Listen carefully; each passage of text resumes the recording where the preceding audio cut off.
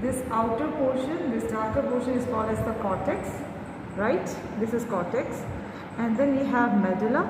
Inside medulla there are pyramids.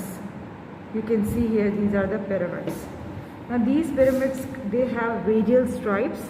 These radial stripes indicates the nephron. Nephron, we cannot see it through naked eye. Okay, they are microscopic. Nephrons are the structure and function unit of kidney. Here urine is formed, right? Then we have this portion, this broad portion. This is actually renal pelvis. It is an enlarged form of ureter. This is called as the ureter. This is basically the ureter. This is the ureter. Ureter transports urine to the bladder. And this central depression, this is called as the hilus.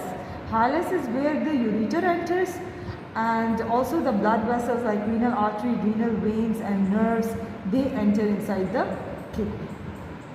Right? So kidney is, this cortex is also surrounded by a capsule. This capsule is called as the renal capsule. So these kidneys are bean-shaped structures, bean-shaped organs. Kidneys are excretory organs. Urine is formed in kidney. Nitrogenous waste products are removed from the blood.